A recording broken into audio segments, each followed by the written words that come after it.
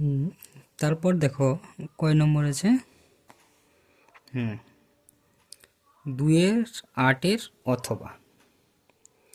তাহলে এসআই এককে আধানের এককের নাম কি?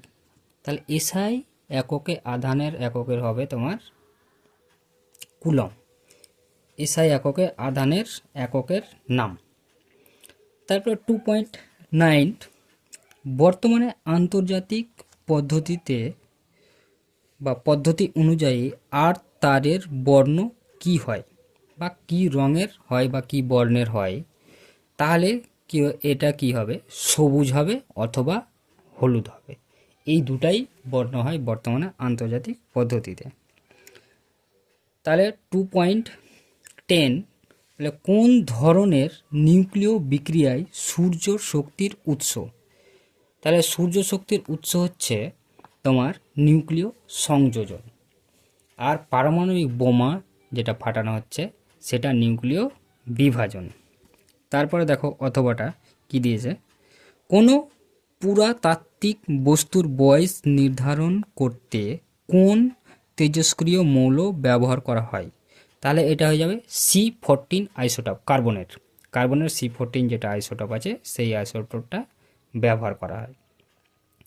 তারপরে 2-11 কি বলেছে, অতি দীর্ঘ পর্যায়ের মৌলের সংখ্যা কটি? তাহলে এটা উত্তর হয়ে যাবে 32। অতি দীর্ঘ পর্যায় সারণী আছে, তাতে 32টা মৌল থাকে। তারপরে দেখো কি হয়েছে 2-12টা, তাহলে পরীক্ষাগারে কৃত্রিমভাবে তৈরি একটি মৌলের নাম লেখো। তাহলে এটা হয়ে যাবে উত্তর ইউরিয়া। তারপরে 2-13, জলে দ্রবীভূত হয় এমন একটি সমযোজী যৌগের উদাহরণ। তাহলে জলে দ্রবীভূত হয় এমন একটি সমযোজী যৌগের উদাহরণ তোমার হয়ে যাবে এটা গ্লুকোজ। তারপরে 2-14 কি বলেছে, তড়িৎ বিশ্লেষণের সময় কোন শক্তি রাসায়নিক বিক্রিয়া ঘটানোর জন্য দায়ী? তাহলে এইটা হয়ে যাবে তোমার তড়িৎ শক্তি। তাহলে তড়িৎ বিশ্লেষণের সময় কোন শক্তি, তাহলে এখানে হয়ে যাবে তড়িৎ শক্তি রাসায়নিক বিক্রিয়া ঘটানোর জন্য দায়ী।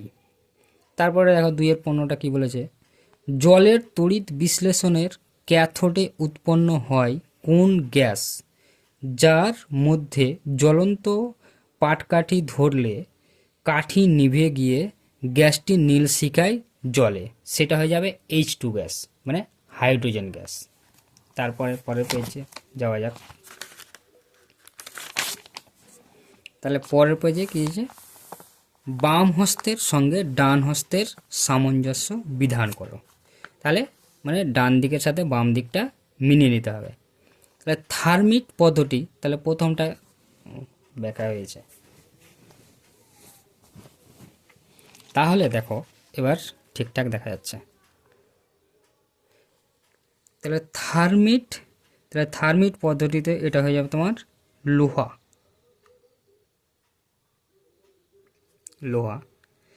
আর অ্যামালগাম মানে পারদের মিশ্রণকে কি বলা হয়? পারদের সাথে যে কোনো ধাতুর যদি মিশ্রণ থাকে তাহলে সেইটা হয়ে যায় অ্যামালগাম। তাহলে অ্যামালগামটা হয়ে যাবে 2 নম্বরটা।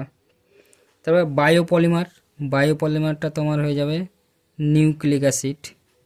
আর পিভিসি ভিনাইল ক্লোরাইড। তাহলে তোমাদের ডান দিক বাম দিক হয়ে গেল। তারপরে দেখো নাইট্রোলিম কি? নাইট্রোলিম হচ্ছে এটা ক্যালসিয়াম আর সায়ানাইডের মিশ্রণ। ক্যালসিয়াম আর সায়ানাইডের মিশ্রণকে বলা হয় নাইট্রোলিম। তাহলে অথবাতে কি দেওয়া আছে কোশ্চিনটা দেখা যাক। তাহলে একটি আম্লিক গ্যাসের নাম লেখো। তাহলে আম্লিক গ্যাস হয়ে যাবে তোমার কার্বন ডাইঅক্সাইড, তারপরে হাইড্রোজেন সালফাইড। তাহলে এই দুটো গ্যাস তোমার একটা বলেছে, যে কোনো একটা লিখলেই হবে। তাহলে 2-18, শৌচাগারে প্রায়শই কোন গ্যাসের গন্ধ পাওয়া যায়? তাহলে শৌচাগারে মানে প্রস্রাবগারে বা টয়লেটে কোন ধরনের গ্যাসের গন্ধ প্রায় পাওয়া যায়? তাহলে এইটা হয়ে যাবে তোমার অ্যান্সার অ্যামোনিয়া। অথবা কোশ্চেন দেওয়া আছে, অ্যামোনিয়ার সঙ্গে কোন গ্যাসের বিক্রিয়ায় একটি কঠিন পদার্থ উৎপন্ন হয়?